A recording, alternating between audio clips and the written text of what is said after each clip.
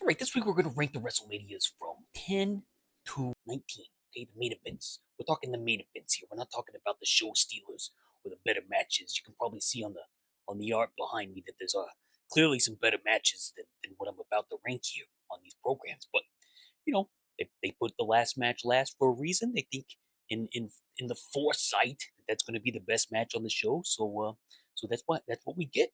The first nine have already been ranked. Okay, they're in part one of this series, ranking WrestleMania to count down to the latest WrestleMania. So let's get started. Yeah. Okay. Number 10, Sid versus The Undertaker. That's WrestleMania 13. Okay. Unlucky number 13. So I guess they had to put The Undertaker in there and give him his first big title win of his career at the unluckiest WrestleMania of them all. Now, obviously, this is not the best match on this show. That would have been Bret Hart versus Stone Cold Steve Austin, which is the iconic blood from a stone t-shirt image where the blood's pouring out of Steve's head, Stone's head. And, but the main event here, there's this rumor that Sid's the champ, okay? So there's this rumor that's been going around for years now that I've heard. I heard it on the schoolyard, back in the middle school days. Didn't really have a schoolyard then, but that's when I first heard this rumor that one of my wrestling buddies, my big wrestling buddy, told me that Sid had pooped his pants. And I don't know if that's accurate because I was watching very closely because I've never like actually watched this match like with a keen eye, in ever probably because I don't like Sid and I don't like the Undertaker matches from this era that much because he's just very slow, very plodding. His entrance is better than his matches, and his entrance is slow and plodding as well. So it's kind of a lose lose with the Undertaker rewatchability factor. So anyway, I'm watching this match and I'm trying to like pinpoint when it happens, trying to pinpoint when it happens or why people think that it happens. And I can't quite figure it out because at one point he's like, they're by the announce table and like his bottom is like right in the front row, like this. And I don't see any like people going, PU. I don't see any stinky faces. So I don't really think that happened. I think that, well, at least it hadn't happened at that point. And then at the end, when the Undertaker gives him the tombstone, you'd think the Undertaker would have made like a grimace or something uncharacteristic. But again, because Sid's head's going to be right there. The Undertaker's nose is going to be right in that particular area where something like that would have happened. And I don't see any signs of it, my friends. I don't think it hasn't really happened. I think what happened is that people mistook all the blood on the mat from the dried blood from Austin versus Bret Hart. It had turned into like a brownish color on the canvas. So I think that people think that Sid crapped his pants, and think that they put two and two together. So I think that was the mistake there, and that's how the rumor started. Now I'm sure that Sid has had accidents in the ring. I'm sure every Mick Foley, I think, said that every wrestler, if they're doing it right, has had some type of accident in the ring. Okay, I know CM Punk definitely did because he tweeted about it back in like 2013 that he crapped his pants on a SmackDown. But and that's what we're talking about here, and this is appropriate for the rating of this match too because I don't particularly care for this match. It's a bit of a stinker in terms of excitement.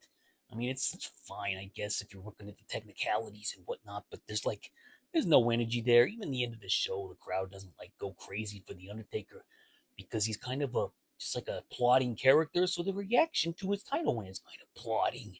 So let's move on. Number nine, coming in at number nine, we're looking at WrestleMania 11. We're looking at Lawrence Taylor versus Bam Bam Bigelow, and yeah, this is fun. This is a fun one because you got all the football guys from the era coming out. You got Steve Mongo McMichael coming out there. Doesn't have his little dog with them. Excuse me. He doesn't have a dog with them.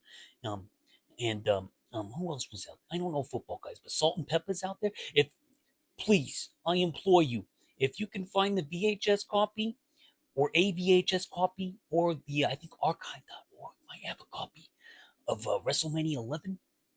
If you can find that and you can get the pre Salt and Pepper performance before this match, I highly recommend it because they've cut it out of every broadcast since I believe the VHS days. And I don't know why either because they take the song "What a Man" or "What a Man," "What a Man," what a man, what a man, what a man, what a mighty good man. You know that song. So they're doing that, and they're changing all the lyrics to reference LP and Bam Bam. So like, there's like "Go LP, go LP, go," all that sort of stuff in there, and like, what other context is this going to be listened to? So why would you? I understand like royalties and like you got to pay the artist for using their talents, but like, how expensive could it have been to just keep this performance intact? Because nobody's going to listen to it otherwise. So you just wasted it. And like, why even invite them if you're just going to cut them out of all future broadcasts? They weren't thinking ahead in the '90s. They weren't thinking ahead. Now Tony Khan, and I'm sure Triple H or Paul, I'm sure they all get the rights in perpetuity, so they can do streaming rights, they can do video rights to do all the songs that they get now. But back then, they weren't thinking that far ahead, and they cut corners to this day anywhere they can. Like, "Oh, if we got to pay rights for that, oh, we're not gonna do it, pal." So no salt and pepper. However, if you watch the network version, like, you can see in Bam Bam's entrance, he like runs out and tries to scare him. So their appearance is still there, but they just can't perform. Uh, they can't keep the performance in. And the match itself is fine. It's a fine match. LP's not a real wrestler, so he's impressive for being a football player, in the ring. And the funniest part about this match is that he's clearly like completely gassed, blown up, exhausted, whatever you want to call it, by the end of it. He looks so tired that I get tired just watching him, like, vicariously. I get tired looking at LP. I'm like, oh man, he needs a nap. Jeremy needs a nap. We all need a nap. Okay, so like, if you watch this match, just pay attention to how darn tired he. Now, when he gets up to the stage at the end, when they're carrying his limp body on their shoulders. He can't even raise his arms. He's so tired. But if you watch it when he gets up to the salt and peppers, you can kind of see a little smile break out there, and he's like, okay, okay, we're doing it now. It's coming back. The wind is coming back. Things are stirring down there, and it's time to get back. Great job, self.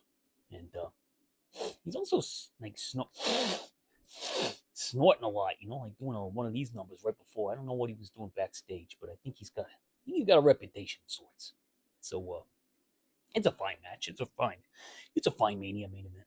Number 8, we're going to WrestleMania 16, or as it was known at the time, WrestleMania 2000. And then I think they just dropped any number or signifier after the event was over, because they were like, everything's called 2000, and we're sick of it. So if you even look at the DVD box, it doesn't say WrestleMania 2000. It just says WrestleMania with the big WWF logo. So, excuse me, the main event here is let's see, what was it? Mick Foley, not Cactus Jack, not Dude Love, not Mankind. Mick Foley, as he's billed, after he had retired, he is fighting The Rock, and he's fighting The Big Show, and he's fighting Triple H. And there is a McMahon in every corner. How many McMahons are there? This should be called Nepomania. If they redid the title, they shouldn't have took the 2000 off. They should have called it Nepomania 2000. That's what they should have called it, because that's what it is. You got Vince out there, you got Shane out there, you got Steffi out there, you even got Linda out there. She's doing her best, folks. She's doing her best. She's not the sharpest knife in the tool shed, with the A1, taking over the world, as we saw her in that hearing. So she tries her best. She's very robotic as an actor.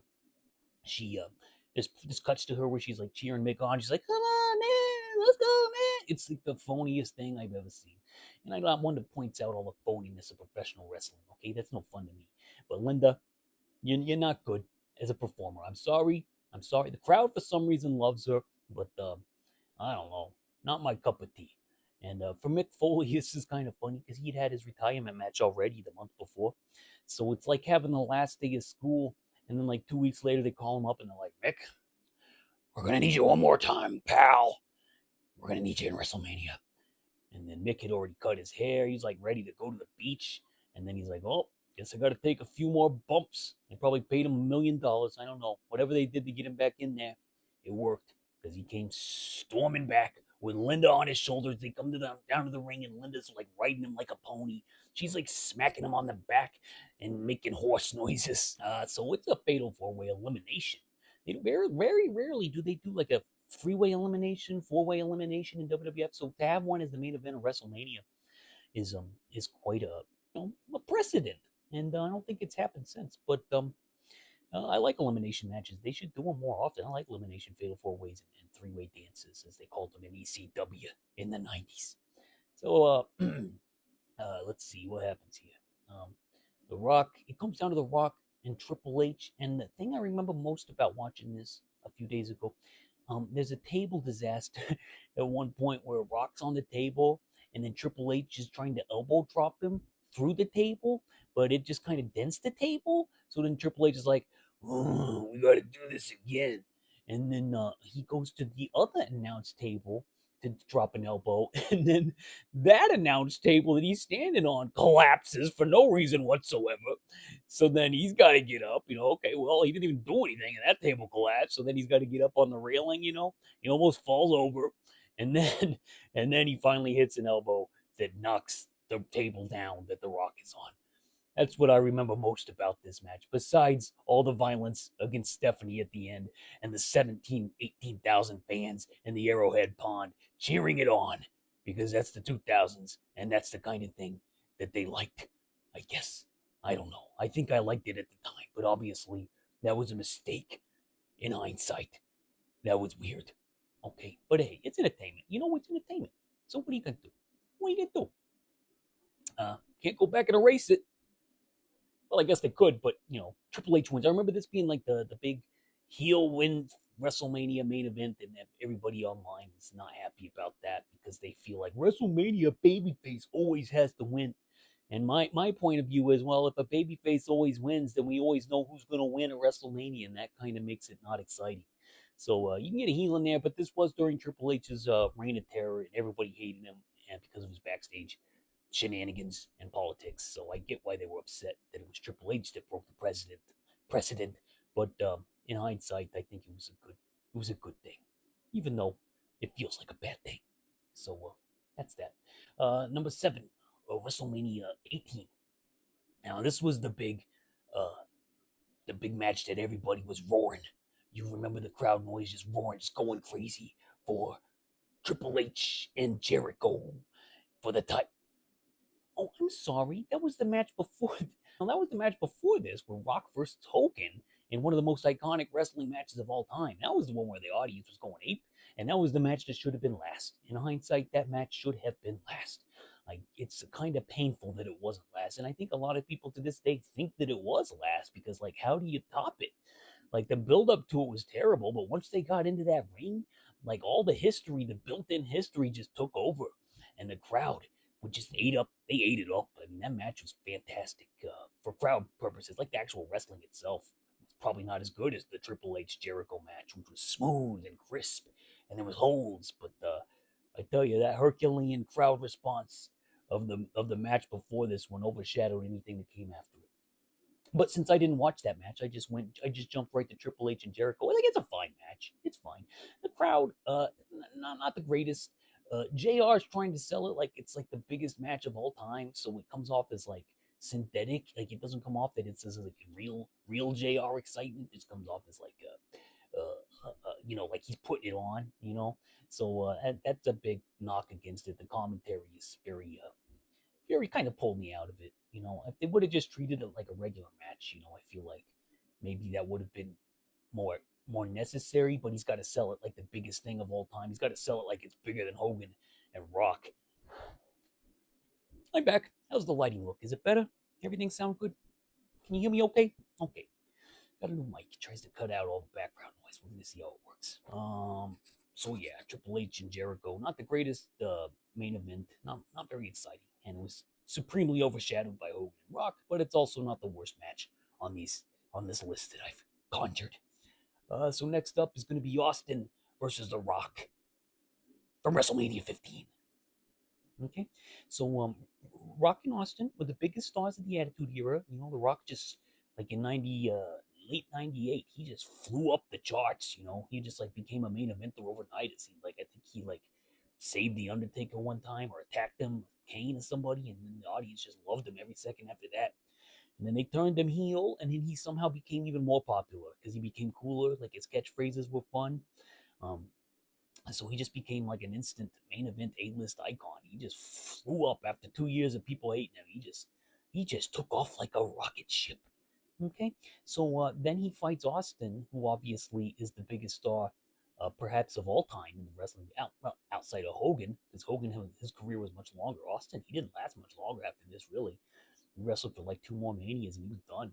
But kind of, he does make a little cameo later on. I think it might even end up on this list if I remember right, because technically it was last.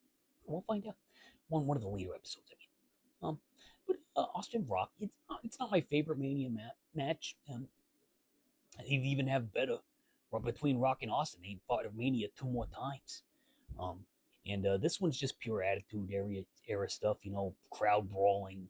Uh, a lot of that shenanigans, bells and whistles nonsense happening, and a lot of overbooked Vince Russo style stuff. And yeah, it's fine for what it is. I know a lot of people love this era.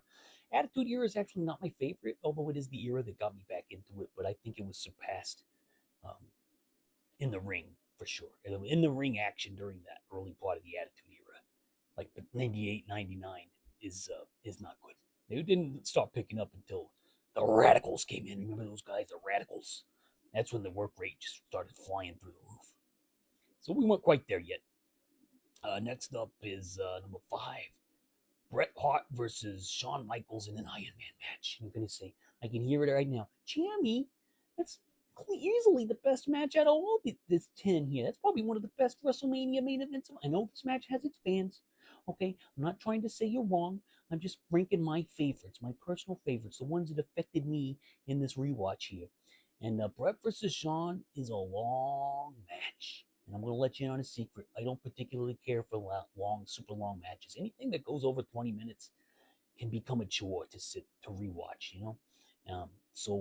And especially an Iron Man match that has no pinfalls, no submissions for an hour. Okay, so that first watch was definitely the most suspenseful. Because you're counting down and you think finally at the last second somebody's got to get pinned. We've never seen it and nobody gets a pin. So then guess what? Gorilla Monsoon comes out and makes it even longer. Oh, okay. So it's a good match, okay? But there's a ton of rest holds. I mean, we're talking a ton.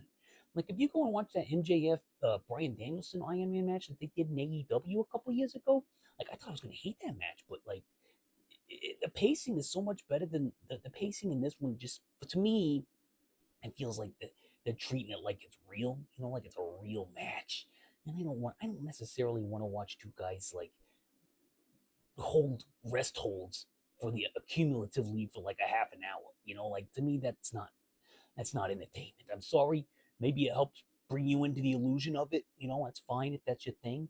But for me personally, I need some more action than that. More trading of the holds rather than one guy grabbing a hold and holding it for way too long. That's just me. That's just my taste. So it's fine. The main memorable thing about this match is that entrance at the beginning where Shawn comes zipping down the line into the audience, and does a little biker strip routine. And then at the end, when he tells Bret to get the hell out of his ring, you can kind of see that too. You're like, well, no wonder Bret hitting this guy.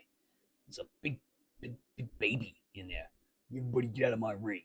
I did my moment. My boyhood dream. Everybody out. Vince clearly loves him. Okay, number 4, Bret Hart versus Yokozuna from WrestleMania 10. Now this is a lot higher than I thought. I thought I was gonna have this at the bottom of the list. Okay, but here's the thing: it's short. It's short, and it's not bad. And the post match is actually why I have it rated so high because Bret gets the belt, and then all the baby faces come out to congratulate him, and Vince gets off the headset and he congratulates Bret, and then after everybody's out there, like Bret's on the shoulders, and out through the tunnel, here comes Owen. Owen by himself, and you're like, is he gonna come in? And Savage is like, Macho Man's even like opening the ropes for him, and Owen's like, "Forget you, Bret. Forget you." And that's why I kicked your leg out of you. Classic ending. Love it. Love it. A+ storytelling. Bret versus Owen Hart. Written by, who was it, Keith? I don't know. Bruce, I think. Bruce Hart was the one who came up with the storyline. And they're like, oh, this is great. This is great stuff, Bruce. Thanks a lot. You go away. We're not going to pay you, and we're just going to do it with Bret and Owen instead. All right, number 3. Brock Lesnar versus Kurt Angle. This is fun because these two had never been in a Mania event before. This is like when, it was a time period where everybody would kind of complain about how they didn't put fresh blood at the top. It was always the same four guys over and over again. But at Mania, I don't think that was the case because they put Brock, excuse me, and Kurt Angle last. This is Kurt's first Mania main event, Brock's first WrestleMania, and his first WrestleMania main event. Think about that one. And it's a very good match. I think if Brock would have hit that shooting star press in the end, this match would have been my favorite. But unfortunately, Brock made the biggest botch of all time, and it breaks my heart as bad as it broke his head. Because if you see him at the end of this match, he is dazed and confused. Great movie, by the way. He is dazed and confused. Like he looks like a big baby who's out of it. Um, and the scary thing is, like, I think Kyoto and Kurt may have been trying to tell him to go to the other corner because Kurt was laying closer to a different corner, and Brock kept eyeballing the corner that was way too far away. Like maybe he felt he needed more space because he's such a big boy. But my God, he does that shooting star press. He doesn't come anywhere near Kurt's torso with his body. He just like kind of plugs his head underneath Kurt's lower back and just. I think that may have saved his life because his boy lands on his head. He lands on his noggin, as he said in a promo afterward.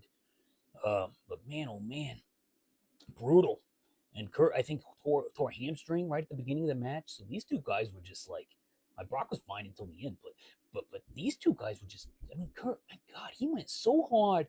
Kurt Angle went so hard that he can barely walk to this day, and he had so many problems. I'm so glad that he came out of it. I'm glad that he finally got himself under control, but he can't even barely walk. He went so hard. My God, Kurt, was it worth it? I hope it was because I loved every second of it in the WWF/E. And this was a good one. It's a good one. I love that Safeco Field vibe, by the way. Underrated WrestleMania menu, I think. Safeco Field. Let's see what else we got. Number 2, Stone Cold Steve Austin versus Shawn Michaels from WrestleMania 14. This was the birth of the Attitude Era, if you will. It had been percolating. It had come around. I think they had those Attitude promos in '97. Raw looked like the Attitude Era by mid '97. So that was there. It was there. But this was like the coronation. This was like consummating the era when Steve Austin hit the stunner and pinned the boy toy Shawn Michaels square in the ring. And the match itself, it's a fine match. The thing that I like most about this though is you can see the pain that Shawn is going through. It reminds me of the times when I throw out my back and I can barely do anything, and I'm just like almost in tears because I can't even tie my shoe.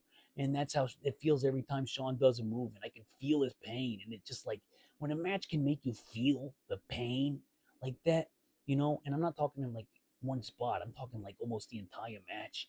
It's clearly an agonizing pain for Shawn Michaels. That's not selling, folks. That's a man in pain, and it just makes me admire the performance even more, even though he was the biggest crybaby of all time in the '90s. And Stone Cold had like a bad neck here, and you can't even tell. He doesn't do his old wrestling style, but he does more the brawling routine. But still, it's a good match.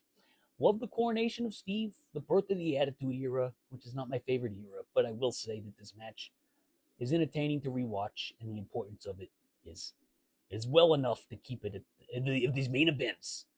It's probably the best match on that show too, to be honest. Um, yeah, yeah. That's all I can say about that. And that's the bottom line. And that's the bottom line, because Jeremy said so.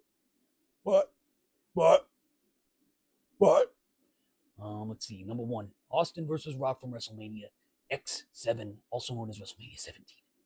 I remember watching this one live. I remember watching most of these live on pay-per-view, not in the venue. I'm not like that guy with the green shirt, with the happy face, or the Faith No More guy, or the guy with the arms, Vladimir, the guy with the Piper shirts. No, I was watching at home, but that's okay. I remember watching this one, the greatest WrestleMania of all time. I would still say that's probably the case because there's like 5 bangers one after the other in this one. This isn't my favorite match on the show. That would be probably the TLC match. But I will say that the main event here, even with all of Vince's involvement, is still incredibly dramatic. It's still it's still effective, even though I know that the heel turn was a bust, and it still works because the story here is that Austin is willing to sell his soul to the devil himself to win that title. I need that title, Rock. I need that more than anything you can imagine. I mean, the video package. Okay, this is the real reason it's number one. That video package with Limp Bizkit. Limp Bizkit, my favorite band, Limp Bizkit. The video package before the match is iconic. The best video wrestling video package of all time. You watch that video package and you're gonna get so pumped. You are gonna even now. You watch it, you're gonna get so pumped. You don't even have to be a Limp Bizkit fan. I'm not a Limp Bizkit fan, but that song with those visuals, even with when they go to the Deborah stuff, like bam, no an issue. Take Deborah out of the equation because that was stupid and it didn't make any sense. That's my impression of Deborah when she's managing The Rock. She's just pointing at him. And then there's two blade jobs in this, Rock. Besides just Rock and Austin both juicing. Rock, when he first cuts himself, it doesn't come out. It kind of peters out a little bit. And then it's kind of fascinating to watch as Earl Hebner later on, they hand him the blade back and forth a couple times. And Earl literally points at the spot that he thinks Rock should hit on his head to get the best juice going. And when he does, he hits one. He hits a gush. He doesn't hit a gusher like Eddie Guerrero gusher, but he hits a good one. And him and Austin trading the sharpshooters back and forth with the blood pouring out of their face, inspired by that blood from a stone business of WrestleMania 13.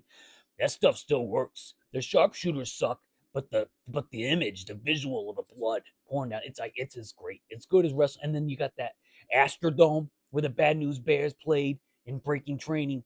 You got all that going there. I mean, does it get any better? With the atmosphere wise, I don't know. X7 in the Astrodome may be the best WrestleMania atmosphere of all time. I think Motorhead played this one. We are Motorhead, and we're gonna kick your ass. That's my Lemmy impression. All timer, Austin Rock, maybe the best WrestleMania event of all time to this day. I don't know. I still got to get through like 20 of them. So I'll see you next time. That's this week, and we'll take it from there, folks. Okay. Look at all these. Oh, oh, oh.